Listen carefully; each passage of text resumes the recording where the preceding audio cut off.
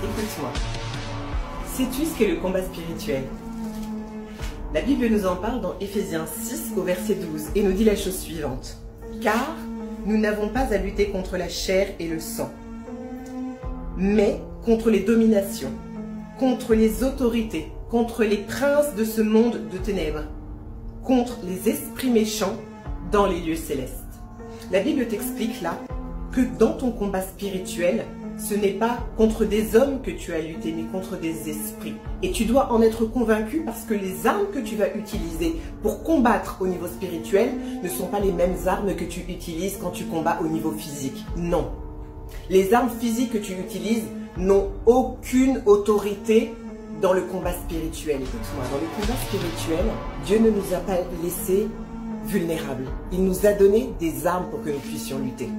Écoute ce que la parole de Dieu nous dit dans Éphésiens 6 à partir du verset 13, mais jusqu'au verset 18. Il nous dit: c'est pourquoi prenez toutes les armes de Dieu afin de pouvoir résister dans le mauvais jour et tenir ferme après avoir tout surmonté.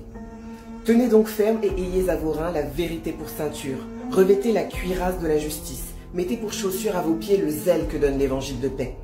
Prenez par-dessus tout cela le bouclier de la foi avec lequel vous pourrez éteindre tous les traits enflammés du malin. Prenez aussi le casque du salut et l'épée de l'esprit qui est la parole de Dieu. Et faites en tout temps par l'esprit toutes sortes de prières et de supplications. Alors non, Dieu ne te laisse pas aller au combat spirituel sans armes. Il t'en a donné 7. Utilise-les. Écoute-moi, je t'ai parlé des armes que Dieu met à ta disposition pour le combat spirituel. Je t'ai dit qu'il y en avait 7. La première est la vérité, parce que ta foi chrétienne doit se baser sur la vérité. Ensuite, tu as la justice, qui est ta cuirasse. Tu as ton salut, qui est un casque et qui est là pour protéger tes pensées. Tu as le zèle que te donne l'évangile de paix comme chaussure. Tu as ensuite la foi comme bouclier et l'épée de l'esprit, donc la parole de Dieu, qui est une épée à double tranchant, capable de séparer âme et esprit, moelle et jointure. Et ensuite, tu as la prière. Il te dit de faire toutes sortes de prières et de supplications. Et pour aller encore plus loin dans le combat spirituel, le psaume 144, qui est le psaume de guerrier, te dit « Béni soit l'Éternel mon rocher, qui exerce mes mains au combat et mes doigts à la bataille. » Utilise tes armes. Écoute-moi, nous avons parlé récemment des armes que Dieu nous donne pour aller au combat spirituel.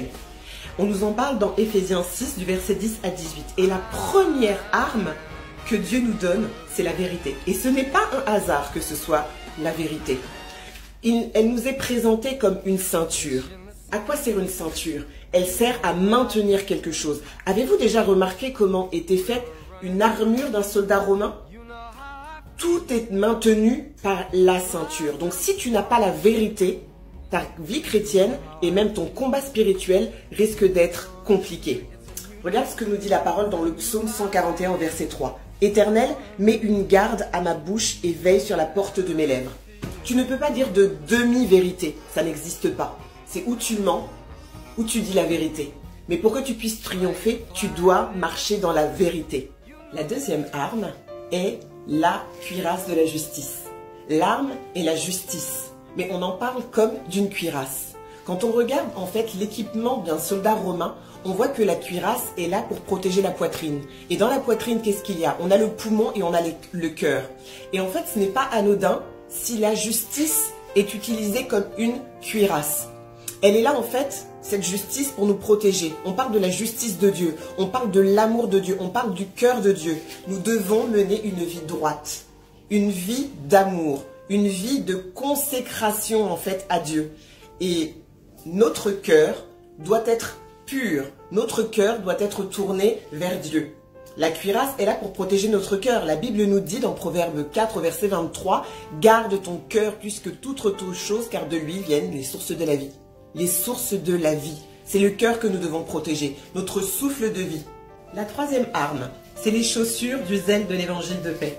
L'arme exacte, c'est le zèle que donne l'évangile de paix. En fait, nous devons marcher avec assurance, avec foi, avec détermination, avec persévérance. Pour quoi faire? Pour propager la bonne nouvelle de l'évangile de Christ et témoigner de Christ. Les chaussures sont là pour nous protéger pendant cette marche.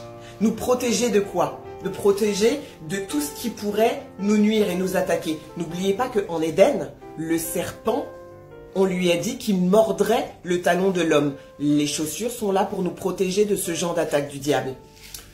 Les chaussures nous protègent pour accomplir notre mission, parce que nous devons avoir un feu qui nous consume, un zèle pour aller proclamer la parole de Dieu.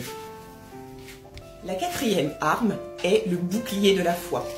Plus précisément la foi. Mais la foi qui nous sert de bouclier. Parce que quand tu vas au combat spirituel, tu ne peux pas combattre sans avoir une réelle protection. Une protection qui va protéger tout ton corps. Voilà ce que fait le bouclier de la foi. Nous devons avoir une foi qui déplace les montagnes. Parce que cette foi nous protégera des attaques. La Bible nous dit des traits enflammés du malin. Mais de quoi s'agit-il quand on parle de ces traits enflammés du malin? On nous parle du doute. On nous parle de la dépression, du découragement, du désespoir. Oui, nous devons combattre avec la certitude des promesses de Dieu. Nous ne devons jamais douter de ce que nous dit la parole.